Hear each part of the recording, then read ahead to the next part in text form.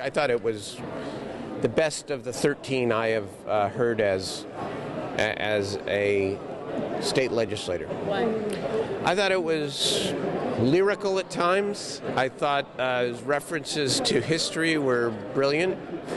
And I thought it was also substantive. And it wasn't just words, because the governor, together with the legislature over the last couple of years, have not just to talk the talk. We actually have, there's more credibility when any public official, especially a governor, gets up and speaks boldly and proudly when they can actually point to what they've done to succeed, to create the success. The governor has, and I'm very optimistic.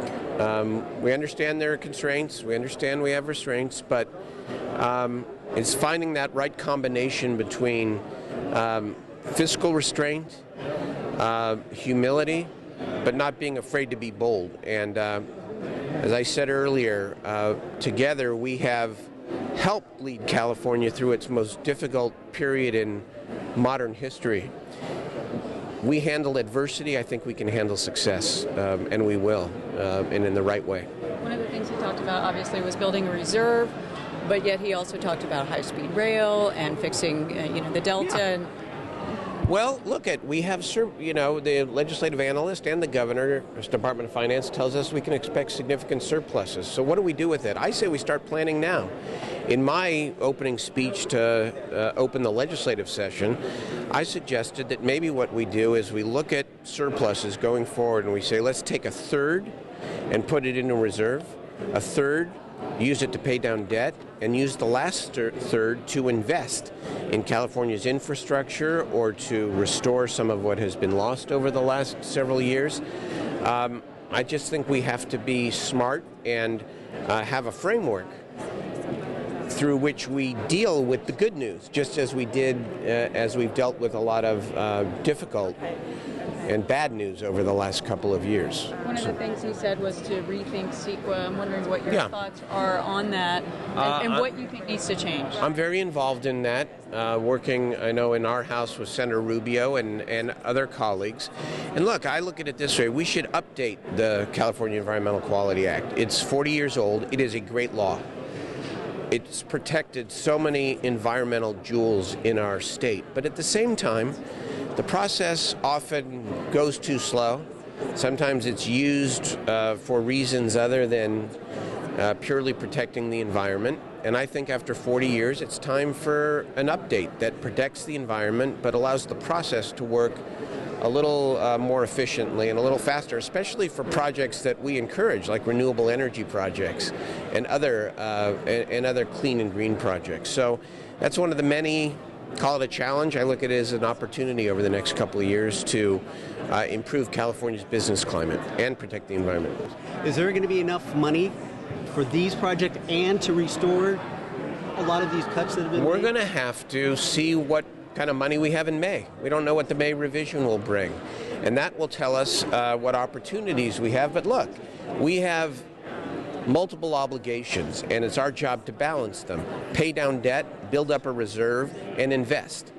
And as I said, even though none of it is easy, the fact of the matter is that we have gone through the most difficult period in California history, and we've come through it. Governor Brown started with a $26 billion deficit. The budget is now balanced. We worked in partnership together to help make that happen, together with the people of California. We handled adversity, the worst kind of adversity, very well. We can handle success just fine, and we will. We'll find that balance between reinvesting, paying down debt, and building up a reserve. And it's all dependent on whether or not there are actually surpluses, and we hope so. It's a good problem to have. If that problem, it's a great problem to have. I certainly would rather be asked how are you going to deal with surpluses than how are you going to deal with a $42 billion deficit. I'm smiling. It's a better day. You call for a tuition freeze. Many of your Republican colleagues have called for one as well. Yes, we should not. I completely agree with the governor. We should not continue to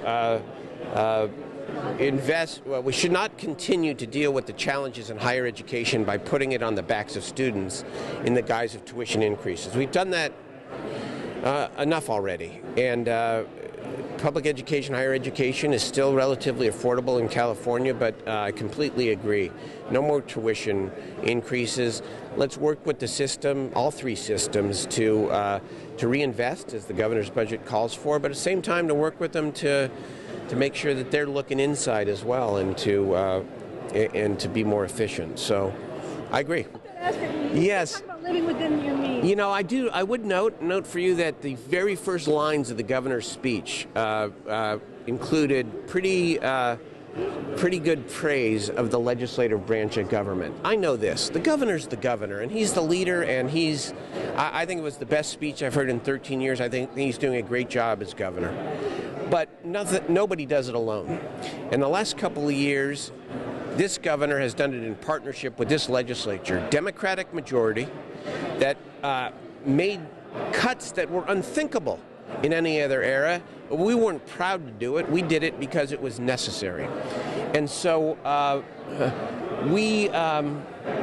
get the rap, right, that there has to be an adult in the room, but I say look at the record. Look what we've done over the last 2 and 4 years dealing with these deficits.